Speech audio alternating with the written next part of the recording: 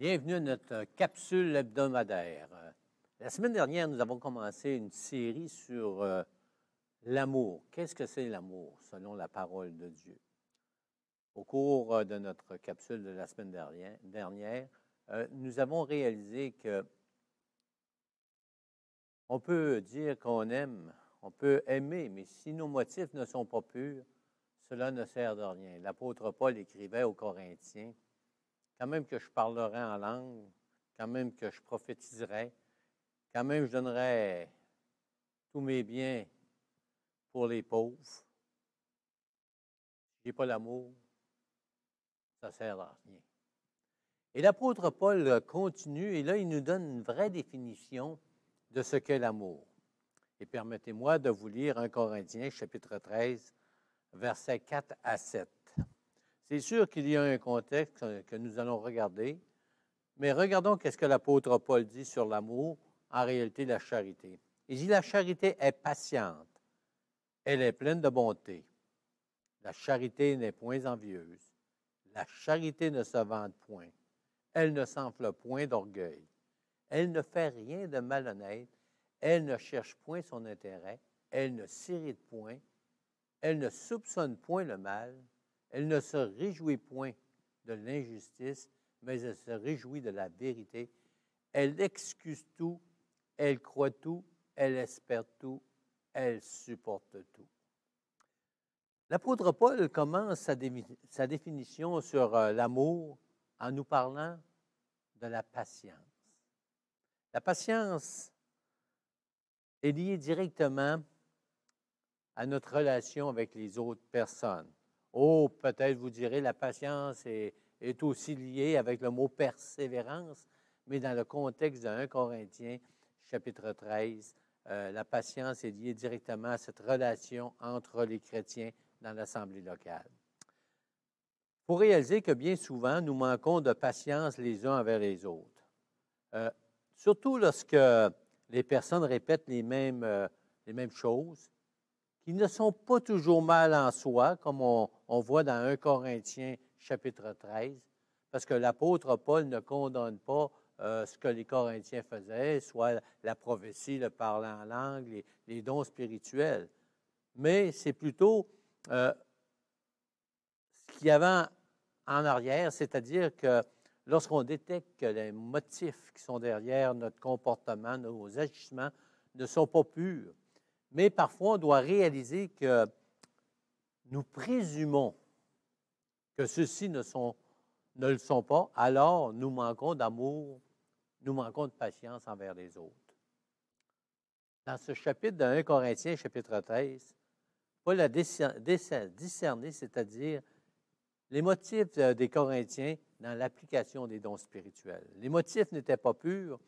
Il est probable que beaucoup de personnes étaient frustrées de l'orgueil spirituel de certains chrétiens dans l'application des dons spirituels. Donc, lorsque Paul écrit à une église, c'est parce que Paul a entendu dire ou quelqu'un lui a écrit sur un comportement des gens de cette église. Et Paul prend la peine de vraiment s'adresser à deux catégories de personnes qui sont dans l'Église.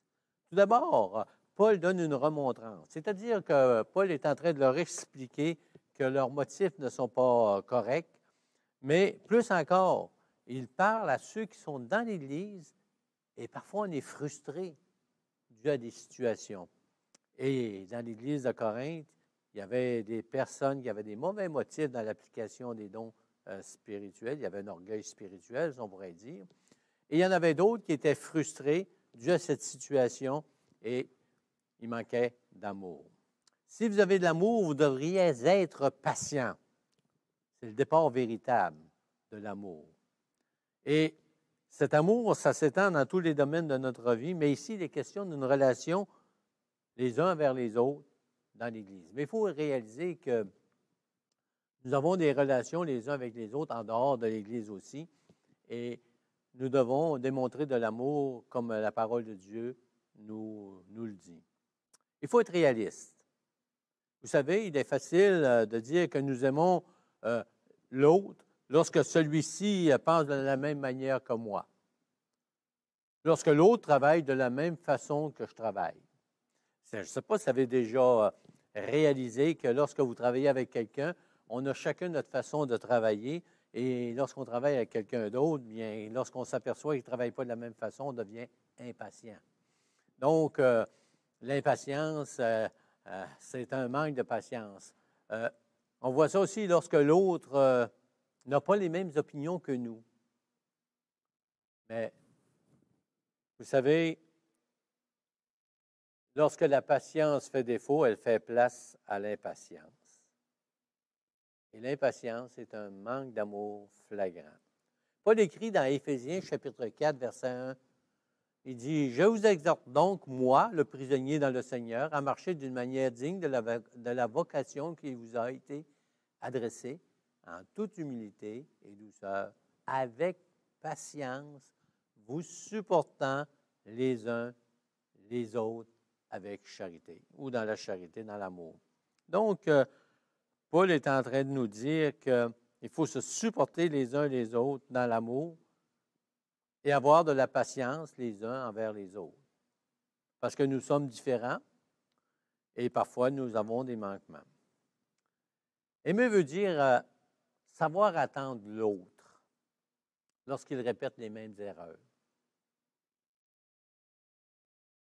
Ça me fait penser lorsque les disciples ont demandé à Jésus combien de fois pardonnerais-je? Et Jésus leur a dit 70 fois 7 fois pour la même erreur.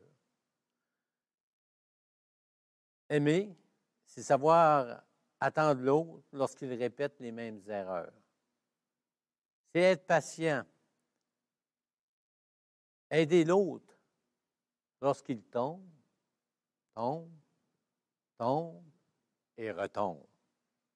Comme Jésus disait, comme je vous partageais tout à l'heure, pardonner 70 fois 7 fois. Être patient, c'est attendre l'autre. Lorsque je réalise que je constate qu'il n'est pas encore arrivé là où il devrait être. Aimer, c'est l'attendre. L'aider à avancer. Ça, ce n'est pas toujours facile. Lorsque on a compris quelque chose et on réalise que l'autre n'est pas encore rendu là, et la parole de Dieu nous dit, si tu l'aimes, tu devrais être patient et l'aider à cheminer dans sa vie spirituelle. Aimer, c'est s'oublier soi-même. C'est la patience en action, et non pas en parole seulement. Jésus a dit, n'est bien pas en parole seulement, mais en action. Pour terminer, je pourrais vous dire, soyons patients les uns envers les autres, comme la parole de Dieu nous le dit. Sur ce, bonne semaine et bonne patience. Soyez remplis d'amour. Que Dieu vous bénisse abondamment. À la semaine prochaine.